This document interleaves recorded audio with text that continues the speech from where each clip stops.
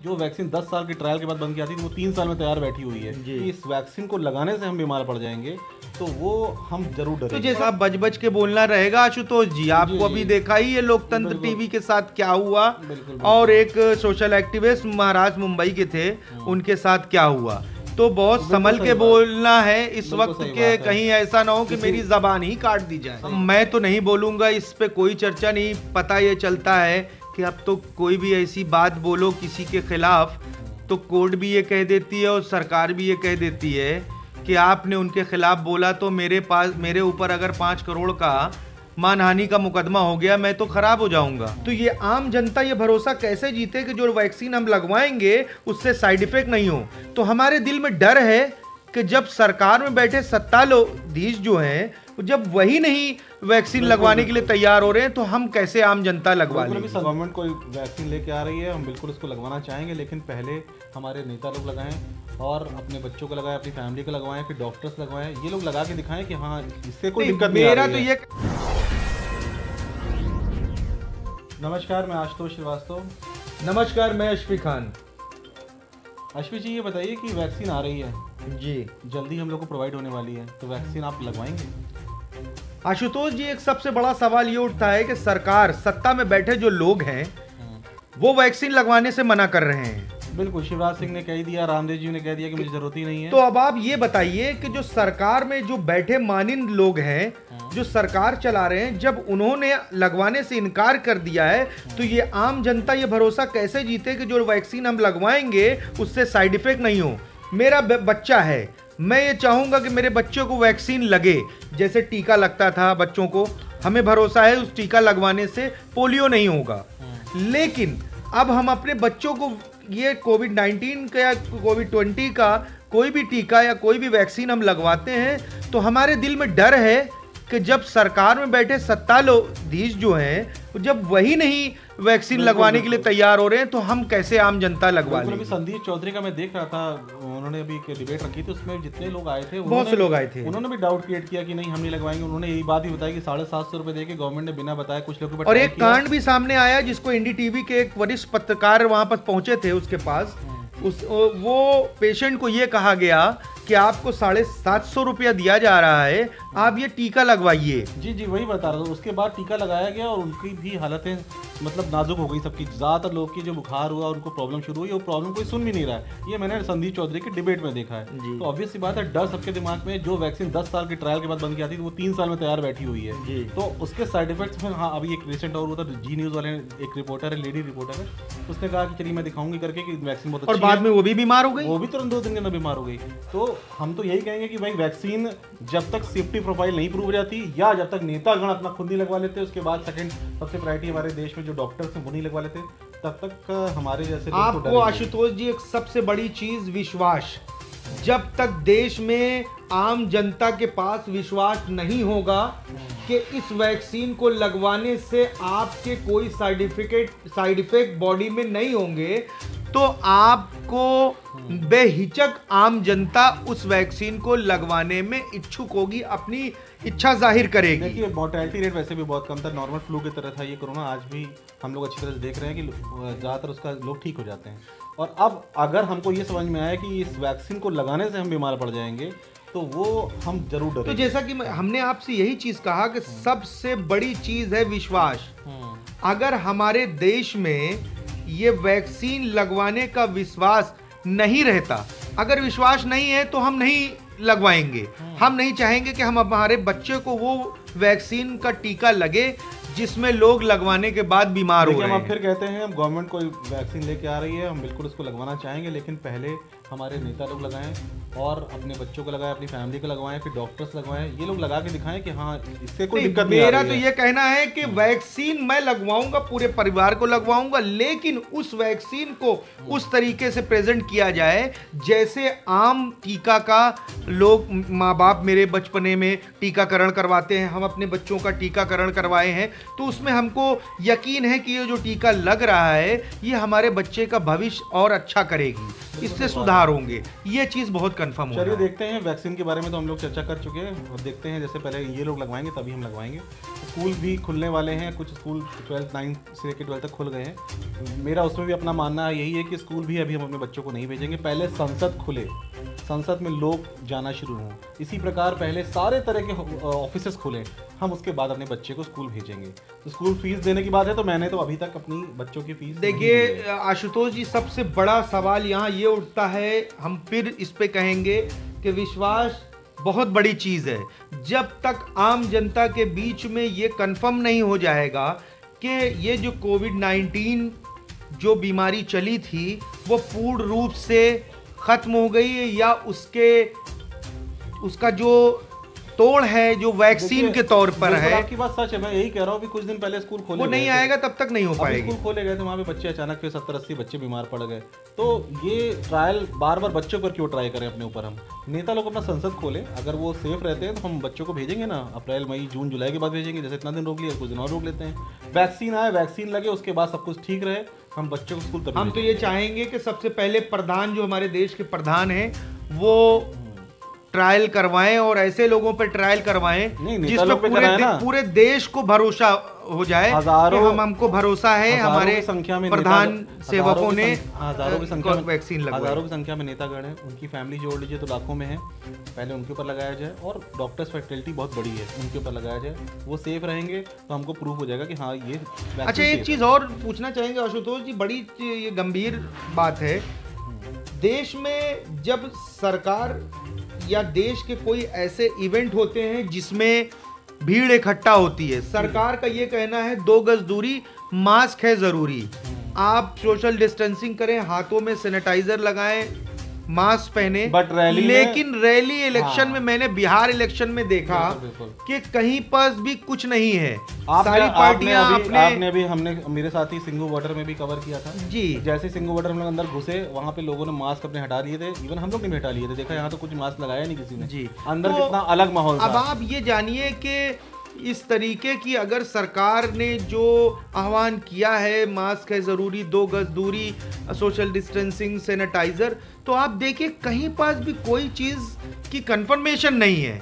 हम दिल्ली जाते हैं, दिल्ली में सुनते हैं कि बहुत कोरोना चला, लेकिन वहां पर सिंगू बॉर्डर पे गए तो वहां पर कोई सोशल डिस्टेंसिंग। बड़े बड़े नेताओं को देख लीजिए, मैंने अभी देखा है रिसेंटली अपने प्रधानमंत्री मोदी जी को देखा है, वो एक किसी जगह जा रहे थे, किसी ने मास्क ऑफर किया था, वहाँ उन्होंने मास्क नहीं पहना हुआ था।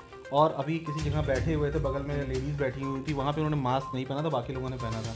कई और बड़े नेताओं को देखा है मैंने, अमित शाह जी को भी देखा है कि उनका भी मास्क ऑलमोस्ट नीचे रहता है या वो नहीं पहने रहते। तो मास्क वो लोग केवल हम लोग से क्यों पहनवा रहे हैं, हमारे ऊपर क्यों फाइन कर रहे हैं? उनके ऊपर कोई फाइन नहीं होता। अगर प्रधानमंत्री मास्क पहन के नहीं चल रहा तो उसके ऊपर कोई फाइन ही नहीं है, हम लोग क्यों पहने उसको मास्क? और मास्क पहनने से हो सकता है एक चीज़ और कहना चाहूँगा, मास्क पहनने से हम ऑक्सीजन सप्लाई अपनी कम कर लेते हैं। अगर हम 1 साल तक ऐसा करते रहेंगे तो खुद सोचिए कि हमारा कितना नुकसान हो रहा है, हमारा उसमें सीधे सीधे हमारा इम्यून कम हो सकता है। तो हम मास्क पहनने से हमें कई प्रॉब्लम होती है। चश्मा पहनने वालों को तो यहाँ पे व्यापार बन जाता है, हम बात करने में दिक्कत होती है, गाड़ी चलाने में दिक्कत होती है, बिल्कुल बहुत सी दिक्कतें होती है। तो कैसे कर लें हम उसको जी। तो मास्क पहनना भी इतना कंपलसरी कर रखा है, और जबकि बड़े बड़े नेता लोग रैली में नहीं हो रहा है। देश में तो बहुत सी ऐसी चीजें हो रही हैं जिसको देख के दुख होता है।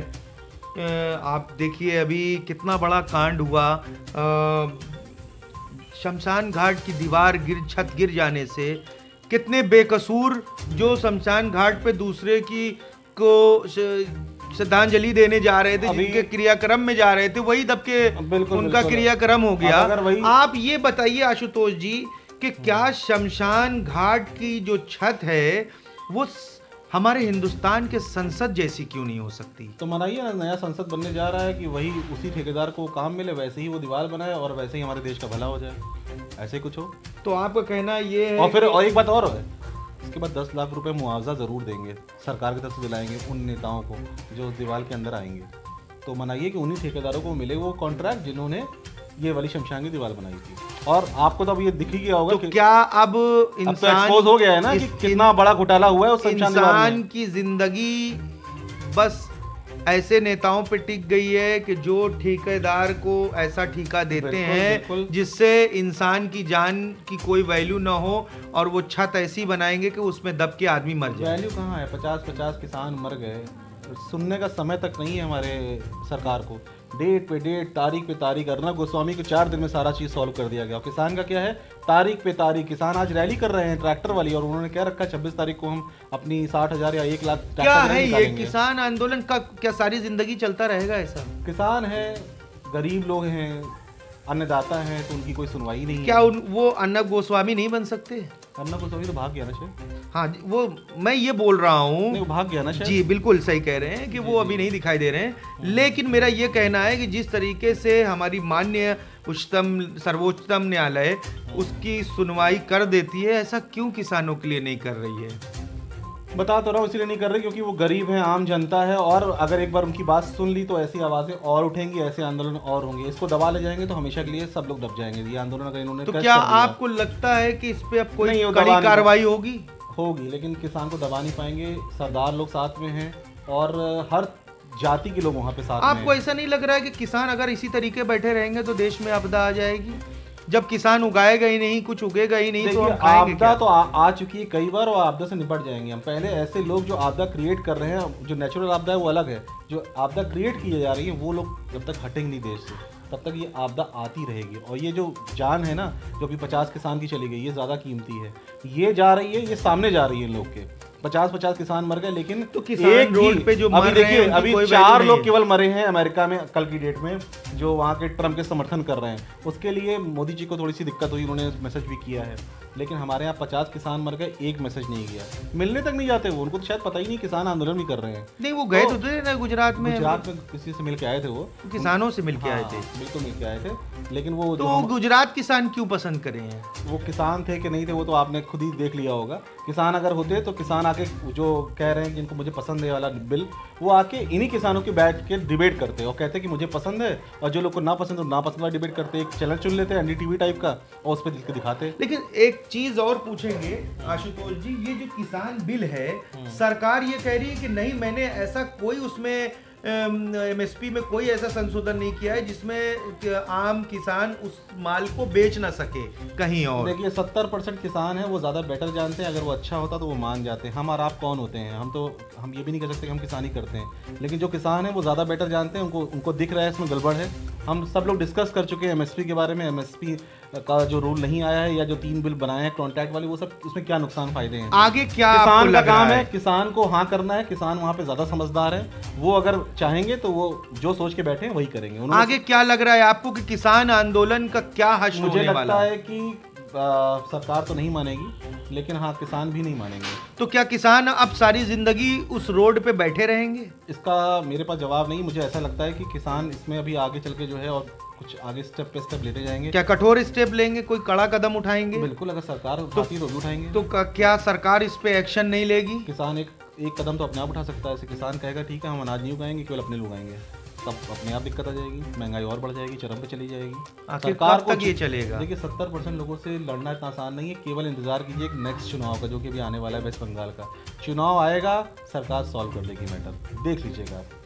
चुनाव का इंतजार है। चुनाव में हमारे यहाँ सब कुछ हो जाता है, सारे वादे सब। जैसे बिहार में इतने अच्छे वादे नहीं किए थे, 19 लाख नौकरी सब हो गया ना, पूरा नौकरी पा गए। बिल्कुल। तो आखिर ये किसान आंदोलन का अंतिम स्थिति, अंतिम क्षण, रिजल्ट क्या रहेगा? मुझे जो उम्मीद है वो ये रहेगा कि सरकार को झुकना पड़ेगा, बिल वापस जाएगा। क्योंकि सरकार ये जो फार्मर्स हैं ये बिल्कुल तैयार नहीं है। बिना नहीं, सरकार बिल में संशोधन के वो खिलाफ है, और वो बिल हटाने के ही फेवर में है, और उनकी संख्या बहुत ज़्यादा है, तो हटेगा। तो सरकार तो हटाने से रही, नहीं हटेगा तो क्या होगा उसका अंजाम देखिए। नुकसान किसानों का होगा। और जहां तक मुझे ऐसा लग रहा है कि देखिए सरकार तो ये कह रही है कि इसमें जो वो सोच रहे हैं वैसी कोई बात नहीं है। नहीं, वो तो सबको पता चल चुका है अच्छी तरह से कि हाँ बिल गड़बड़ है। आपने मुझसे पूछा, मैंने यही बताया कि किसान इसमें जीतेगा, किसान भी जीतेगा। ठीक है। एक आखिरी में आपसे लास्ट में चर्चा करना चाहूँगा। अभी बदायूं में कांड हुआ है, एक 50 साल की औरत के साथ बिल्कुल निर्भया जैसा कांड हुआ है। जी बिल्कुल। और वहाँ पे भी वही पंडित महंत ने किया है, और उन्होंने लाश जाके घर पे छोड़ दिया। सवेरे पता चला पोस्टमार्टम में कि इसके अंदर रॉड डाल दिया गया। बड़े निर्मम तरीके से हत्या हुई है बलात्कार करने के बाद। उसमें भी वही हो रहा है जैसा हमेशा होता था। अभी आप देखिए कि ये अभी लेटेस्ट एक रिपोर्ट आई है हाथरस की। हाँ, हाथरस में भी सुना है वो जो संदीप लड़का था, जी जी जी, उसके बारे में सीबीआई ने पूरे पूरी रिपोर्ट दाखिल कर दी है अभी, ये रिसेंटली है। पॉलीग्राफिक टेस्ट हुआ, पॉलीग्राफिक टेस्ट में उसने सारे टेस्ट फेल हो गए हैं। और सीबीआई ने ये चीज पक्की कर दी है कि संदीप मौके वारदात पे मौजूद था। तो अब आप ये बताइए, जो मीडिया ट्रायल चला, जो लोग कह रहे थे और जो उनके समर्थन में थे, विडंबना देखिए, मीडिया ट्रायल्स का आपको याद दिलाएं तो कठुआ कांड हुआ था, सिंगर कांड हुआ था, उसके अलावा हाथरस कांड हुआ, गुलनास कांड हुआ, सारे कांड आप जोड़ लीजिए, एक चीज़ बड़ी कॉमन थी, जो कल्प्रेट था उसके साथ हमेशा मीडिया, जो गोदी मीडिया जिसको हम कहते हैं वो, और जिनको अंधभक्त कहते हैं वो हमेशा साथ में खड़े हुए। बाद में रिपोर्ट्स किसकी आई हैं? सब में, कठुआ कांड में भी कल्प्रेट जो है जेल हुई, और सिंगर में अंदर हुआ, उसके बाद हाथरस में देख लीजिए आप, पॉलीग्राफिक रिपोर्ट से पता चल गया सब कुछ झूठ था। रिपोर्ट आई है जी। आप गुलनाज वाले में देख लीजिए, कल्प्रेट अंदर गए हैं, बिहार में जो हुआ था। अभी आप लेटेस्ट जो बदायूं में देख लीजिए, पता चल चुका है कि हाँ वो 3 लोग कल्प्रेट हैं। हो सकता है कि जांच में भी और क्लियर हो जाए। सब में एक ही चीज़ कॉमन है। आपको क्या लगता है, जो बदायूं की एक अध्यापिका जो आंगनवाड़ी की पे थी, वो उनके साथ इस तरीके की घटना, और एक ऐसा आदमी जिस पे लोग अपना विश्वास रखते हैं, तो क्या ये कहीं ना कहीं ये मतलब आपको लगता नहीं डर का माहौल क्रिएट हो रहा है? डर का माहौल क्रिएट तो हो गया। हमने लिखा भी था कि अब लगता है कि औरतों को या लोगों को मंदिर जाना चाहिए तो अपने साथ सिक्योरिटी गार्ड ले जाना चाहिए, खासकर अपने उत्तर प्रदेश में, क्योंकि यहाँ पे अब जो लोग पूजा करवाते थे वो लोग तक बलात्कारी हो चुके हैं, वो भी सेफ नहीं रहेगा। अभी ये चीज क्लियर नहीं हुआ है कि किया किसने है। जी, जी, जी। ये तो बाद में जैसे और रिपोर्टें आई हैं और आती हैं, हमको भी मीडिया ट्रायल से बचना चाहिए। हम भी इस समय कह सकते हैं नहीं कहना चाहिए। तो अभी आगे देखिए इस पे क्या होता है। एक आखिरी सवाल आपसे और पूछेंगे कि चर्चा खत्म होने से पहले आपसे पूछे, ये जो घटनाएं जो इस तरीके की होती हैं देश में, हमारे बलात्कार जैसी गंभीर घटनाएं होती हैं, उस पे एक निचोड़ क्या करना चाहिए? सरकार क्या घर वालों को मुआवजा दे के और सारी चीजें खत्म हो जाए? मुआवजा से देखिए सब कुछ वापस नहीं आता, केवल कुछ कंपनसेशन मिलता है। सरकार को कठोर से कठोर नियम बनाने चाहिए, और वो केवल सरकार के अंदर के लोग बना सकते हैं जो कि खुद भी बलात्कारी और इस तरह के उनके ऊपर केसेस हैं, जिसकी वजह से ये नहीं हो पा रहा। तो पहले हमको जो चुनते हैं लोगों को, उनको पहले हम ऐसे लोग को चुने जो कल्प्रेट ना हो, तब वो उनके अंदर नीयत साफ होगी, तब उस तरह के नियम बनाएंगे, कठोर नियम, जैसे बाकी देशों में है जहाँ चोरी करने पे भी हाथ काट दिया जाता है या आपका मतलब फांसी तक हो जाती है वहाँ पे, या गोली मार दी जाती है बलात्कार करने पे। ऐसे कठोर नियम बनेंगे। मैं तो नहीं बोलूँगा, इस पे कोई चर्चा नहीं। पता ये चलता है कि अब तो कोई भी ऐसी बात बोलो किसी के खिलाफ तो कोर्ट भी ये कह देती है और सरकार भी ये कह देती है कि आपने उनके खिलाफ बोला तो मेरे ऊपर अगर 5 करोड़ का मानहानि का मुकदमा हो गया, मैं तो खराब हो जाऊंगा। तो इसलिए बड़ा बच के बोलना रहेगा। आशुतोष जी, आपको अभी देखा ही है लोकतंत्र टीवी के साथ क्या हुआ, और एक सोशल एक्टिविस्ट महाराष्ट्र मुंबई के थे, उनके साथ क्या हुआ।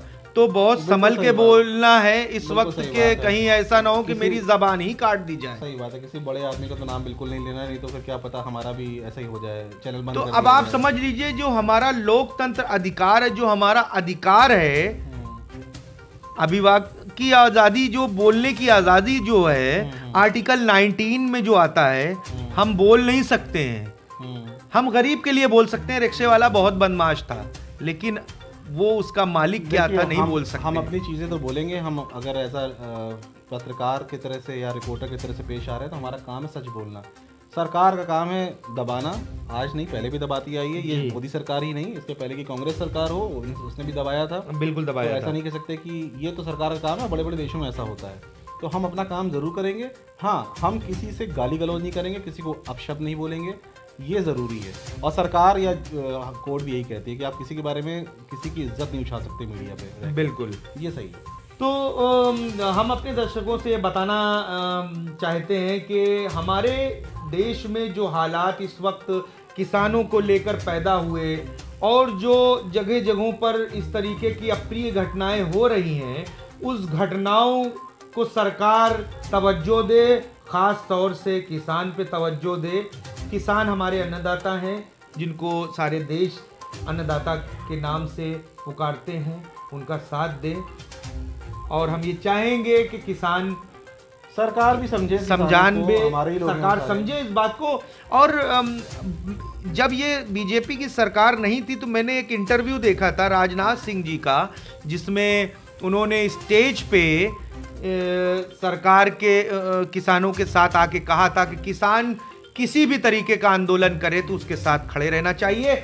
हम भी खड़े हैं और हम ये चाहते हैं सरकार भी उनकी बातों को सुने, समझे और उस पर अमल करे, और वो जो चाहती है देखे समझे कि वो क्या चाहती है, सच अगर सही है तो उसको खत्म करें। इसी तरीके से आप हमारे चैनल को पे अपने नए नए वीडियोस हम लाते रहेंगे। आप हमारे चैनल को सब्सक्राइब करें, लाइक करें, ज़्यादा से ज़्यादा शेयर करें ताकि वीडियोस हमारी आप तक पहुंच सके। मैं अशफी खान और आप देख रहे हैं X24 न्यूज़, सत्यमेव जयते। मैं आशुतोष श्रीवास्तव, X24 न्यूज़, सत्यमेव जयते।